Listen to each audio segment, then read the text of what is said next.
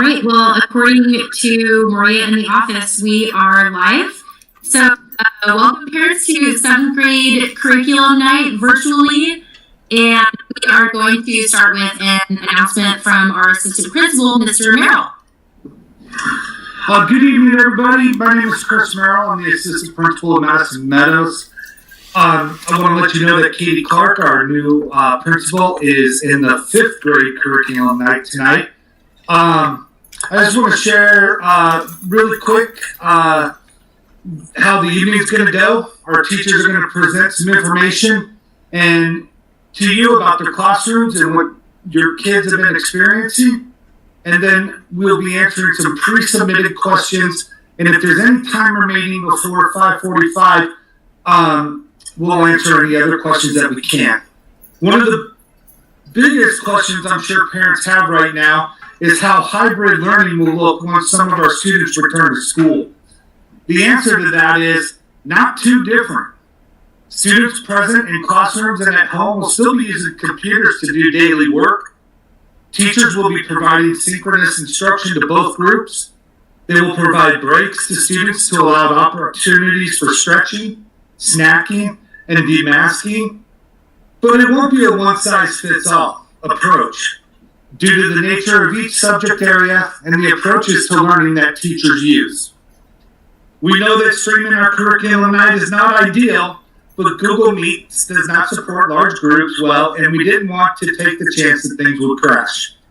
We're going to monitor the live stream chat, but we ask that if you have any questions that are specific to a teacher or a class, that you reach out to that teacher directly. If there are questions that don't get answered by the end of the presentation, either Anna Andrews or myself will reach out to you and provide you with the information you need. At this time, I'd like to introduce our new school counselor, Amanda McDowell. Hello, everyone. I'm Amanda McDowell. I'm the brand new school counselor at Meadows. I'm the counselor for 7th and 8th grade students. This is actually a brand new position at Meadows, and so a little about my role is I provide academic and behavior support to teachers and students. I also provide individual counseling and group counseling. I'm super excited to be a part of Meadows, and I'm excited to meet some of you this upcoming school year. And with that being said, I'll turn it over to 7th grade team lead, Miss Anna Andrews.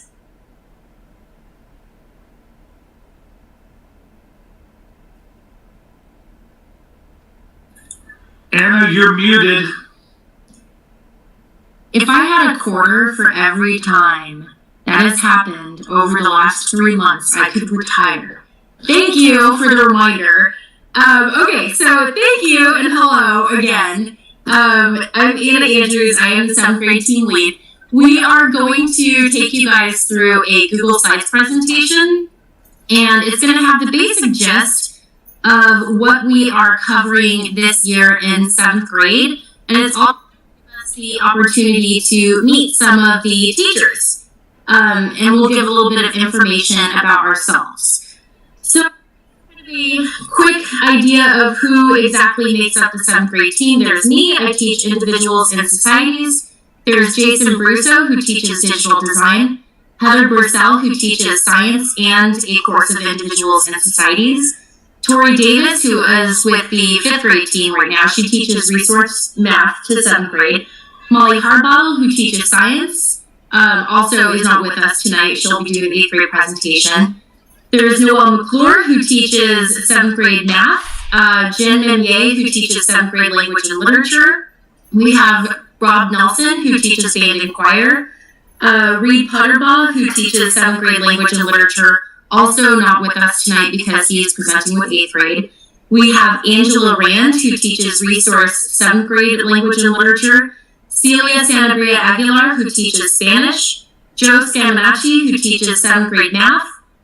Johnny Spinelli, who is our 7th grade PE teacher. And Megan Tracy, who teaches visual art, but also is presenting with 5th grade tonight. So, Mr. Nelson, I will go ahead and send it your way to talk about art and band. Sure. So, hi, I'm Mr. Nelson. I'm not Miss Tracy. Ms. Tracy offered this beautiful slide, and so for visual art, students this year are going to have an opportunity to create artwork and use critical thinking skills as they develop their understanding of MYP art cycle and process journal. So far, they've created some pretty good work, and her gallery's linked right there on her website. Students who are not in art are still welcome to submit work. I know there's some students, even in, like, say, music classes, who are interested. I may even submit my art project that I put in from the painting night last year. Anyway, the IB Visual Arts course is designed to provide students with foundations of artistic literacy and understanding of the arts as a way of communication. And here's a few pieces of art that students have made thus far this year from 7th grade.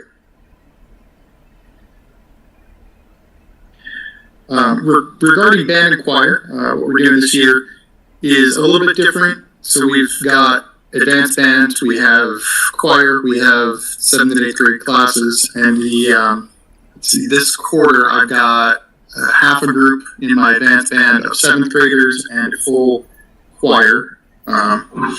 So what we've been doing, just because singing digitally is about as easy as leading a conference such as this, we've been spending a lot of time doing some one-off musical skills, like, okay, everybody clap this line and post up a thing.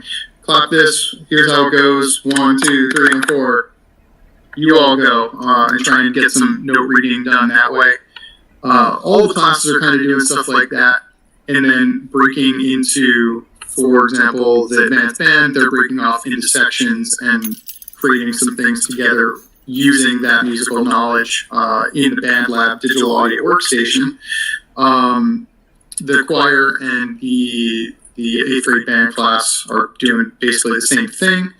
To a different degree, they're setting up their own little pieces. I've given them plenty of choices of beginning piano works, and they can add a drum beat to it, add a harmony to it, sing along, and we're trying to figure out how to mesh all these things together into one concise piece. It's been a bit of a learning curve, but it's been pretty cool, and I'm actually pretty happy with the software and the way some of the students are using it. We're going to share these in class, and then combine this with, we've been doing a lot of listening projects about every other class. We're listening to a different piece from all different styles of music. Today was Spirit of Radio by Rush. Last week it was a piece that I had done. It was a cover of a song. It was just kind of a silly video, but I wanted to share it with students. So I'm hoping that we can get together and make some of these things pretty big. So.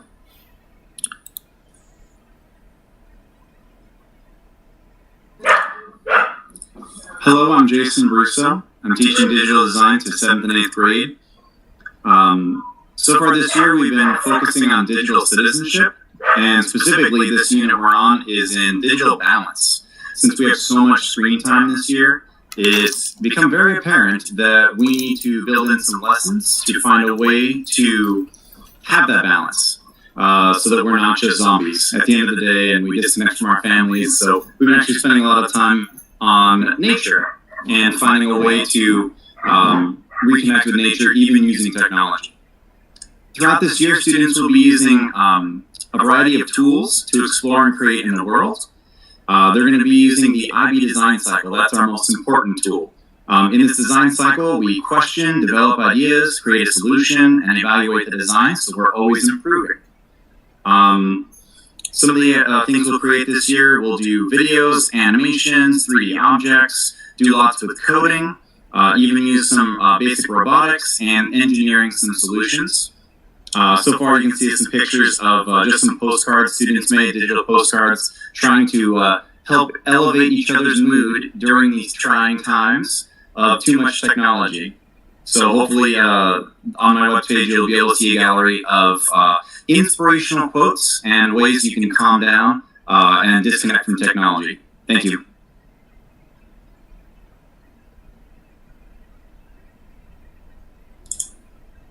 I unmuted. I almost did it again. I'm muted. All right, so I am, again, Anna Andrew. I am teaching most of the courses of digital design, individuals and societies. It hasn't been a long day of teaching online at all. So a little bit about me. I am a Madison baby. I went to Rose Lane. I went to number 1. I attended the IB program at North High School, and then I earned my degree in elementary education with a minor in communications at ASU. This is my 11th year of teaching middle school social studies, which is good times because every time I go out in public and people are like, oh, what do you do? And I'm like, I'm a teacher. Oh, what grade do you teach? I teach 7th grade. They give me a weird look and I'm so sorry. And they walk away. I love 7th graders. I think they are hilarious. But they are definitely an interesting group of kids to teach. Interesting in a good way to me. They keep me on my toes. I obviously love history. Classic rock is totally my jam. Mr. Nelson made me smile there when he made that reference to Rush. Pink Floyd is my personal favorite band. I have lots of Pink Floyd and Beatles posters hanging up in my classroom. I always tell the kids that I'm super into like ghost documentaries and like true ghost stories and things like that. And then we get into all these like crazy stories about this one time I saw a cat walk past me, but it wasn't a cat, it was a shadow. And they have the best stories about those things. They think everything is ghosts. It's awesome. In my free time, I enjoy jogging when I have free time to go jogging. I love reading, mostly history books, because I'm a nerd. And I like going out to trivia nights with my friends because I know everything. And then an interesting fact about me is that I have named all my cats after different literature characters. I've got Augustus from Willy Wonka, Neville from Harry Potter, and Perseus from the Percy Jackson series. This year in Individuals and Societies, we're all about units, and the standards for 7th grade changed last year. So instead of being like very chronological in American history, we're now taking more of this approach of how events that happened around the world between the 1700s to modern times impacted what happened within the United States. So the first unit that we've been starting with is all about revolutions and rights. So we started with the scientific revolution and the Enlightenment, which is kind of a rough way to start the year because it's very philosophical. It's hard to kind of like grasp that, especially coming back from the summer break. But the kids did okay, bless their hearts. We're doing the American Revolution right now, which is an IB unit. We are discovering the concepts of power and perspective and how those lead people to defining what their rights are. And then we will finish out the unit with the French Revolution. After that, coming back into quarter 2, we're going to be talking about industrialization. So we'll look at the origin of the Industrial Revolution in Europe and how it came over to the United States, how that created an environmental impact, how there is still an environmental impact from industrialization happening even now in 2020. We're going to talk about the progressive movement at the turn of the century around the 1900s and how immigration also played into that and impacted industrialization, drawing people to the United States for jobs, and then creating a need for progressive reform for education, things along those lines. And then we'll talk about how organized labor came about at the end of the 1800s. We will also be going into the concept of imperialism. So we are going to study the impacts that European imperialism had throughout the world. So we'll see how European imperialism changed China and India and influenced Asia, even going into Vietnam, which is going to help when we get into the Vietnam War fourth quarter. We'll look at North American imperialism, so the role of the colonists coming over and altering the change of life for Native Americans. And we're also going to be looking into Africa, the scramble for Africa, and then Australia and how those continents were impacted by European imperialism. Third quarter, we are going to get into the world wars. We're going to talk about World War I, which is awesome. And then we're going to talk about what happened between the years to lead to a second World War, which is World War II is my jam. We're probably going to spend a lot of time talking about that. And then we're going to finish out the year talking about the Cold War, so looking at the Korean War, the Vietnam War, and then how tensions between the United States and the Soviet Union actually even kind of got us to where we are today. and what that looked like, especially in the 1950s. We love to do duck and cover exercises. Hopefully we'll be back in the classroom doing duck and cover exercises. Because our standards changed last year and we weren't able to finish out a full year with the schools closing after spring break, we are still trying to develop new IB units with these new standards, but we do for sure have an American Revolution unit, and we for sure have a World War II unit. More to come.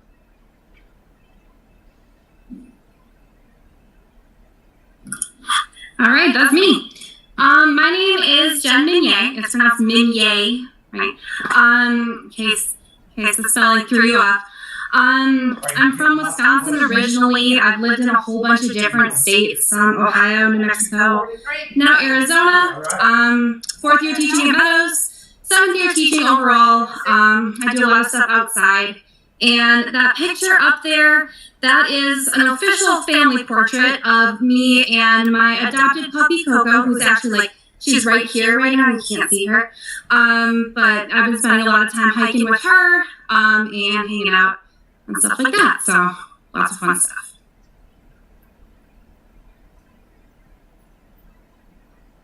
All right. And as far as language and literature goes, we're kind of project-based, so we've got a lot of different IB projects that we're doing and kind of fit with different text types. So it's all kind of up there on the screen. The on-level classes and the advanced classes do the same text types, but they have different themes that they're working with. So they're all up there, along with the novels or just the topics for the articles that we'll be reading. So there's a couple. We just finished our informational essays. That first one out there actually today was our last work day. They're looking pretty good, so I'm excited for that. There's an informational presentation that they're doing. The kids get really into the debate and the argumentative podcast that we do. So that's a lot of fun. Then we go into literature. They do a literary analysis. They do kind of more of a hands-on creation utopia project when we get into talking about utopias, dystopias, fun stuff like that. And then at the end of the year, we get very creative. They do a poetry notebook. And then they have a choice, a short story or a short play, and then we act them out the last week of school. So that's pretty fun. So it's all kind of project-based in there. As far as how the class is run, if your student has Mr. Butterlaw, you might have to look at the 8th grade presentation. I'm not sure how he runs his show, but as for me, I'm doing a flipped classroom. So what that means is that the kids have pre-recorded short little videos, step-by-step of all of the instruction. They can rewind, they can go back, they can always get the direct instruction whenever they need it, right? You miss a class, you don't have to check in with me, you can just watch the videos, you got the lesson. And that frees me breakout rooms, one-on-one writing conferencing with kids. So I am constantly in and out of breakout rooms, working at one-on-one with kids, looking at their writing and kind of helping them improve and coach them to be better writers. I think that if students can write effectively about text, that shows that they understood that they read it correctly. And if they're looking for a way to write better about it, they've got to delve in and kind of read it a little bit more closely, so the two kind of work hand in hand that way. So I focus a lot on the writing because I think that the reading kind of comes along with it. Yeah, I think that's all I want to say.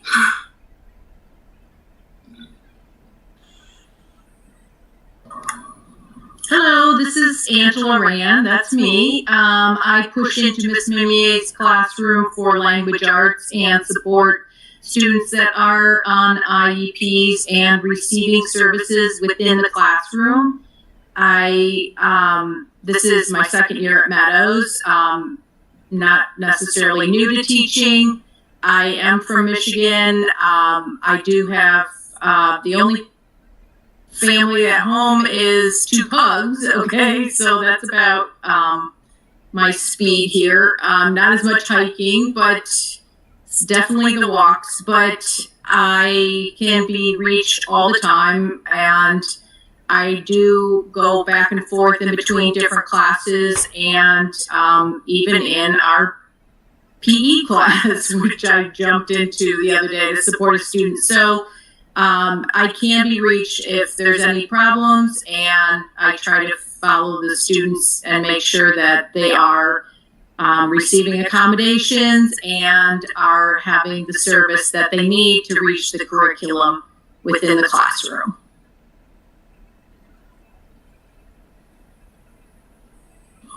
I also am reporting here for Miss Davis, who is also a resource for our math students that receive math. She is really local, attended Simus, Meadows, and Sunny Slope, has been with Madison Meadows for 4 years, and does see students within the classroom, and same sort of setup where she does make sure that they are receiving their accommodations and follows them throughout different class periods. And tonight is in our 5th grade presentation.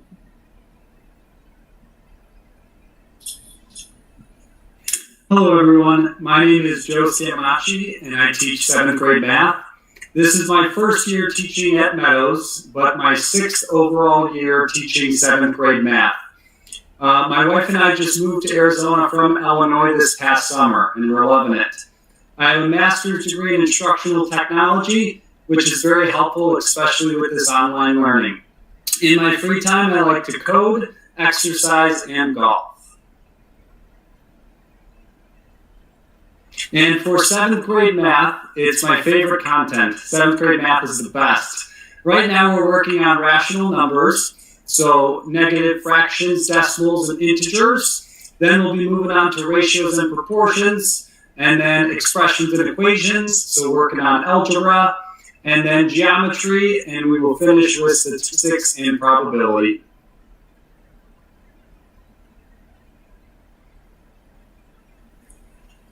Hi, my name is Noelle McClure, and I have been teaching, involved in elementary education and middle school education for over 20 years. This is my 10th year teaching at Madison Middle School. I've lived in Arizona for quite a long time, but I wasn't born here. I was actually born in Connecticut. And a fun fact about me is that back in the 90s, after I graduated from Prescott College, I went off to the Peace Corps, and I actually served as a teacher in Peace Corps in Uganda, East Africa. So it was fabulous for me when teachers from Madison Meadows actually went to Uganda a couple of years ago, and I got to hear all about those experiences, and I'm just so thrilled that our school has a connection with a school in Uganda. I've also taught 1st and 2nd grade down at the bottom of the Grand Canyon for the Havasupai tribe. So when I make math problems about the Grand Canyon, you'll have some kind of background that I really did do a lot of studying and research while I was there. So I brought that with me into this experience. I did work towards my master's in Vermont, and I worked towards my doctorate in Colorado. So my doctorate degree is in K-12 teaching and learning. And in my free time, I hang out with my son, who's an 8th grader, but we play tennis together, and we are now hiking. I have recently found the Arizona Trail. I don't know if you've heard about it, but just in the past 20 years, it has been developed actually by a teacher up in Flagstaff. So now that I am aware of it, if you have more information, you have to kind of tell me about it so I can find more pathways on that trail.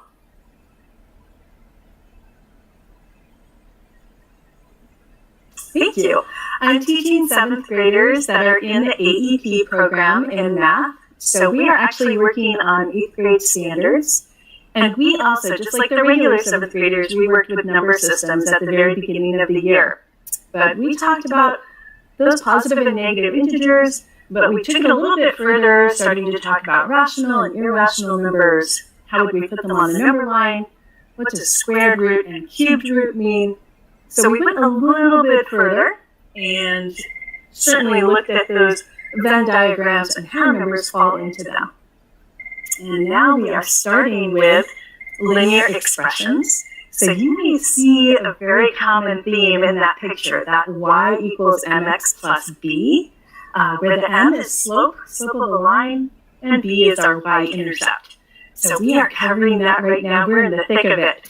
So we're learning all different ways of finding slope of a line. And next, after that, that'll be in quarter 2, we will start working on functions. That's a really nice connection with linear expressions. After that will be geometry. In 8th grade, we have a lot of information with triangles and proving the Pythagorean theorem, and then trying to find ways to disprove it. We do have some IB units around that. And at the very end of the year, we have statistics and probability. One of the most famous things in our math classroom is scatter plot, and working through different statistics and trying to figure out what the odds are of certain events. So if you have specific questions about AEP Math, please feel free to send me an email. Thank you.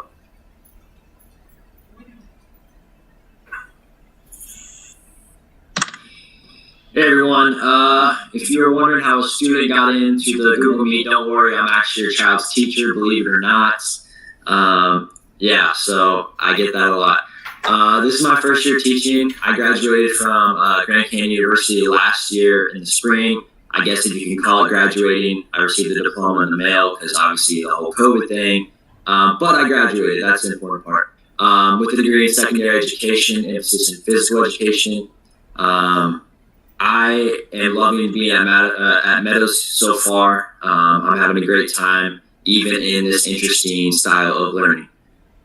So, what will we be doing this year? We will be developing a knowledge and understanding of what a healthy lifestyle is and how that looks in everyday life. That is what we've mostly been doing so far the first 5 weeks on this 6th week of school. So basically, how can they, at home and in the future at home or in their future lifestyles, how can they live a healthy life, whether that's from exercising or eating, or even we've talked about sleep, things such as mental health as well, how those all play into a fact of just being a healthy person. So we talked about in the beginning how being a healthy person isn't just about exercising every day. It's about exercising correctly, but also the foods we eat and how that can affect our brain and our different attitude, and how sleep affects, and how everything affects our mental health, and how that can how that can alter our day-to-day activities. We will focus more on training strength, balance, endurance, aerobic, and flexibility skills when we get back in the classroom. So I've been having them do workouts at home, but I know it can be difficult. So we've been doing about 1 to 2 a week. Obviously, when we get back in the classroom, there'll be a lot more of a stress on the physical aspect of it, which I'm looking forward to. Along with the third point, developing a set of skills and knowledge on a variety of team and individual sports. I love sports. I grew up playing literally pretty much any sport you can think of. Went to college, played collegiate sport, played in about every intramural sport there. So I love sports, and I'm very fluent in a lot of them. So I'm very excited to help your students out in developing skills and finding sports that they can love and hopefully carry on with them for the rest of their life. And then lastly, creating a set of morals and standards to become the best versions of ourselves in the classroom, on the field, at home, and in the community. Character building. That is a big reason why I became a teacher. I really want to help your students just basically find out who they are and how they can become the best versions of themselves. That's really, obviously, the physical activity and health part of that is important too. But I really just want to see these students come out of here and go into high school and wherever they go after that, and just be at their best, and really just living a healthy and happy lifestyle. So yeah. Other than that, about me, I'm from Oregon originally, so I'm a big outdoorsman, like hiking, fishing, big golfer. Other than that, I hope to meet all of you guys at some point this year, and thank you for the opportunity to teach your kids.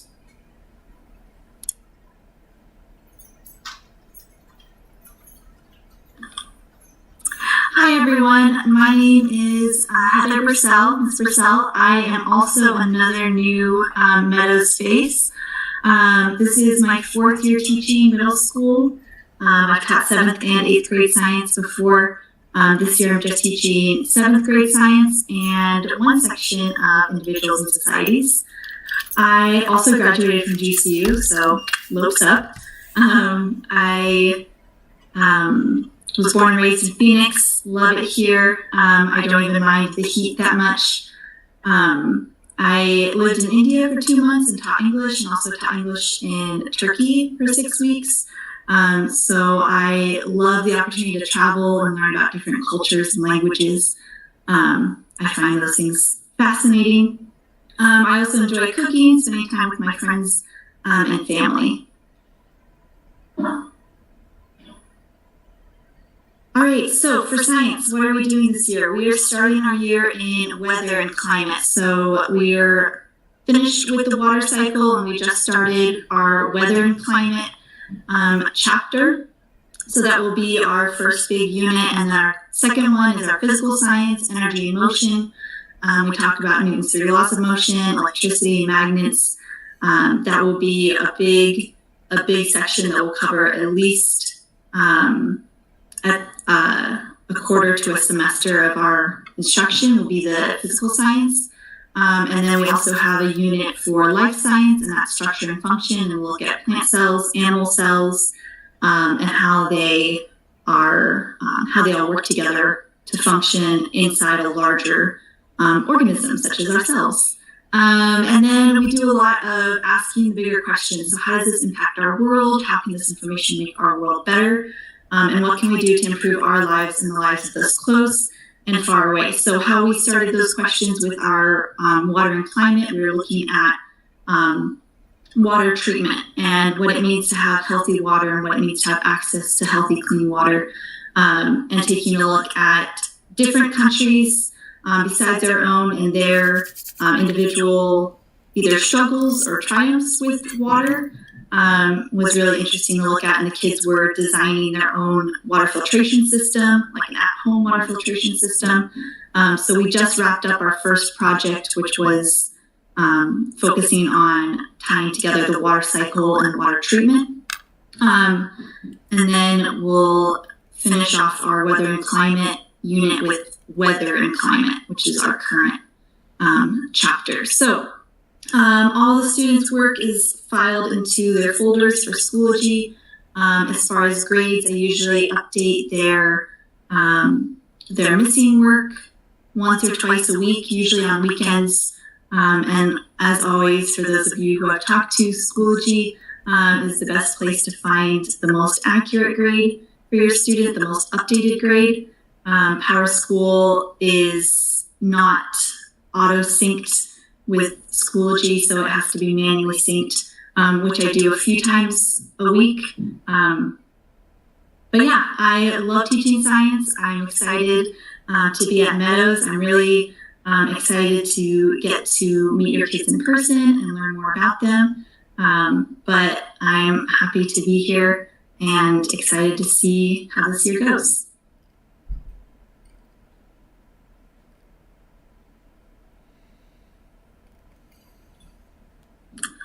Hello everyone, my name is Celia Sanabria Aguilar. I was born in Guatemala and moved to Chicago when I was 10, and I moved to Arizona in 2017, so this is my 30th year.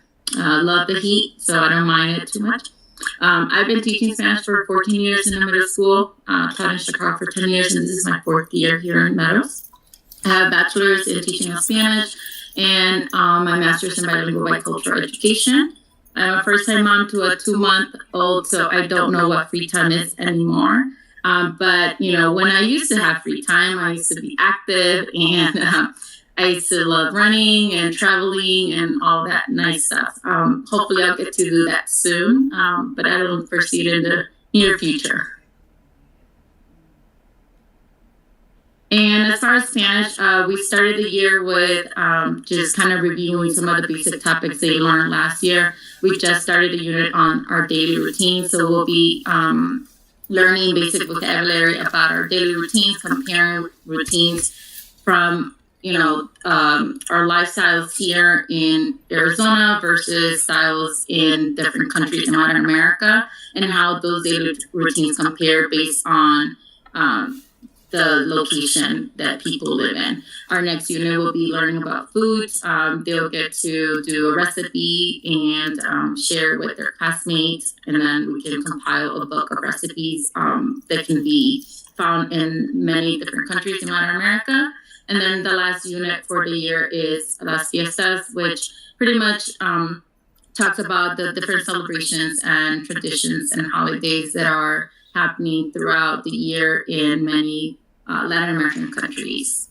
And that's pretty much it for me.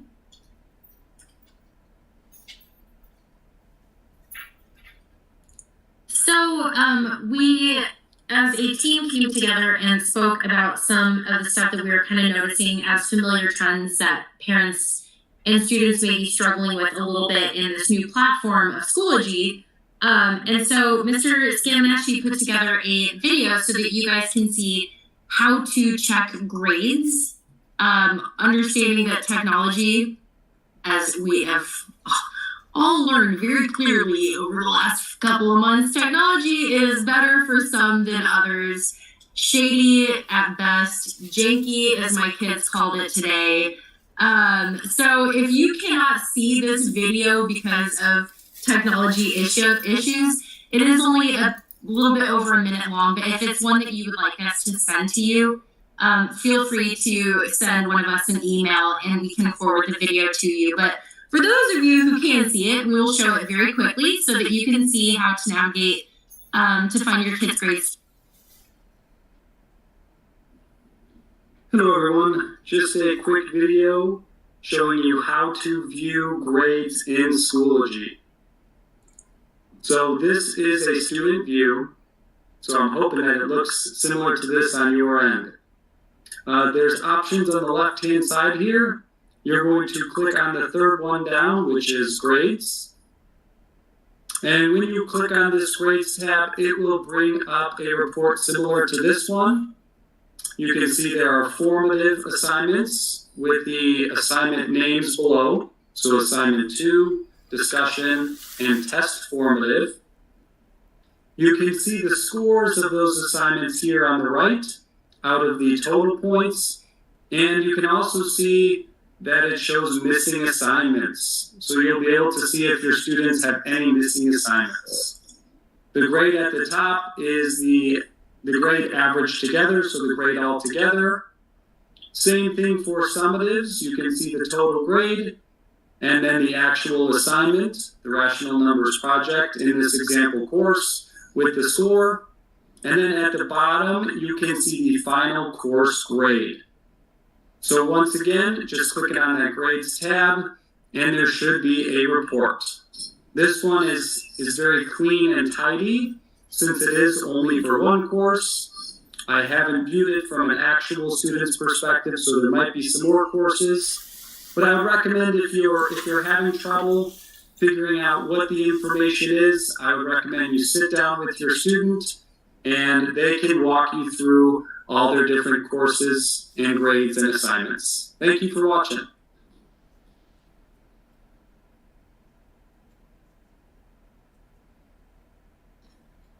So again, I don't know if that worked well for you guys or didn't work well for you, but again, if you want to see the video, you can email any one of us and we can share that video with you so that you can see it. We've kind of been learning a lot from this experience using Schoology, what works and what doesn't work, and the kids are not particularly quiet about sharing that with us when things are not working right away. So we've grown a lot of patience for that. So again, please let us know if there's anything that we can help with. One other thing that I would also like to mention is that the vast majority of teachers are successfully being able to use Schoology to put in their grades, and it really seriously is the best place to go and get detailed information. But there are some other teachers that are still having some struggles. And thank you, I'm not the only one. Okay, I saw a couple other teachers. Okay, good, it's not just me. In the case for our courses, PowerSchool is going to be the best place to check grades for right now. I understand from your perspective as parents how totally and completely frustrating that is to have to go to all these different places to check your students' grades. But I also ask that you please, please, please be patient with us. This was a brand new learning platform that we only had a couple of days to figure out before we had to start teaching on it. And we are still learning the hard lessons along the way. And not everything is coming out perfect, but we really truly are trying. And we do understand the frustration that you guys are experiencing. We just ask that please be patient. And if you ever have any questions about grades or where to find assignments or anything along those lines, we are more than happy to be able to respond to those emails. And hopefully, as time goes on, we will get more familiar and everybody will be on the same page. But in the meantime, just understand that there may be some teachers that need a little bit more time to.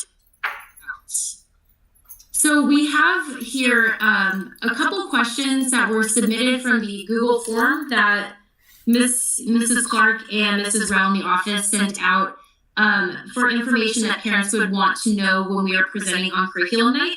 So I'm going to have our Schoology grade level expert, Ms. Mimier, answer the first couple of questions, and Ms. Bursell is going to answer the second questions. Go ahead, Ms. Mimier. All right, so in that video that Mr. Scaminacci just shared, and we can share it with you if you need to see it again, that is the best way to see if assignments are turned in or not. So you can see it in that video. When an assignment's turned in, it gets a little icon next to it. It's got a little piece of paper or a little like word bubble if it's a discussion post versus just like an upload document kind of thing. If that little thing is showing up next to their grade, they've turned it in. Right? There's been an assignment that has been submitted to there. Teachers update grades periodically whenever we get a chance. I know personally, I usually try to sit down on Sundays and just start fresh for the week, having everything updated. But we kind of update when we have a chance. So if your child is saying, hey, I turned it in, I uploaded it, but the score is still blank, if it has that little icon next to it, something has been uploaded to Schoology, and that will get graded next time that teacher gets a chance to sit down with grades, usually once a week at least. So when some of them show up as overdue, so there's that little bar over on the side, it's like upcoming or past due or anything like that on the student view, it might still show up over there even if the student has submitted something. It's just that the teacher hasn't graded it yet. And then once it gets graded, it disappears from that little list. So as long as there's a little icon, then it's turned in. If there's no little icon and there's no submission in there, then we don't have an assignment that's graded, and that one will still need to be completed. And then the next one, why do some of the Google Forms questionnaires take longer to populate in Schoology?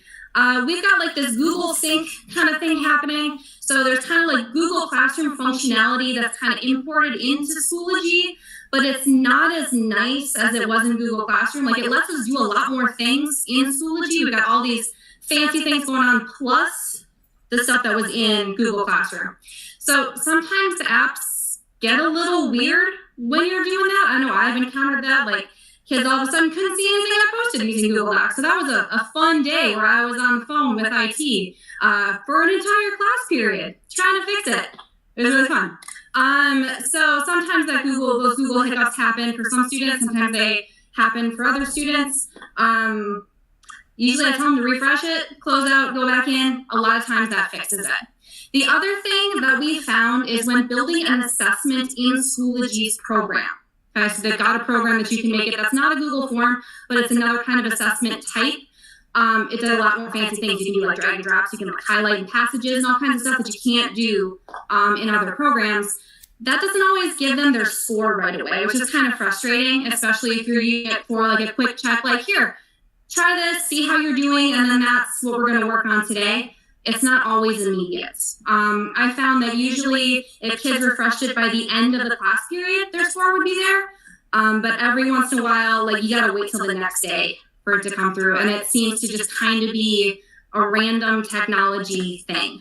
So as we're discovering this as teachers, what works well for all students and what seem to have these problems, we're kind of moving towards the ones that are a little bit more reliable and using those ones where the technology doesn't get in the way of student learning.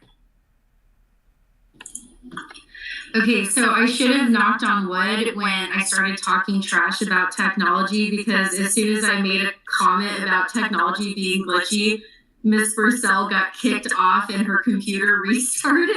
So technology is awesome. I have not tried to come back. Gods out there. She's back. Okay, I was calling for you, Miss Purcell. Go ahead. Thanks. I know. It's like, no, not now. The last two questions. Should my child have their camera on during class? And is it helpful for my child to use the chat option during class?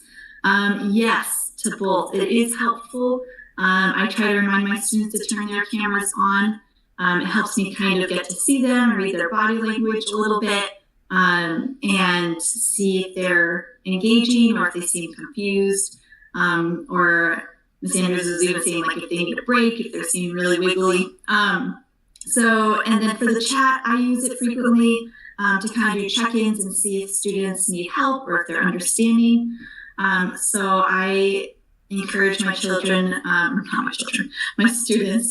to use the chat option to communicate with me. That way it's kind of like using that hand raise feature. So yes to both. If students are using the chat option inappropriately, or as they say, they're spamming the chat, I'll remind them to not do that, and sometimes I'll lock the chat if students are using it to be distracted.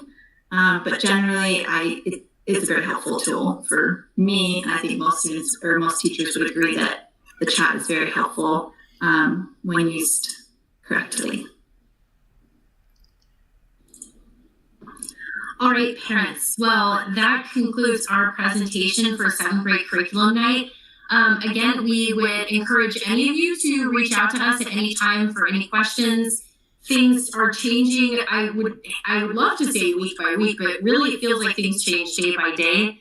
And so if there are frustrations for you, there's probably equally as many frustrations for us. And we look forward to working with you this year cooperatively to try to get the best bang out of this buck for our kids so that it's not a lost year, but a year for learning new challenges. And so with that, please feel free to reach out to us at any time, and we look forward to meeting you face to face someday. So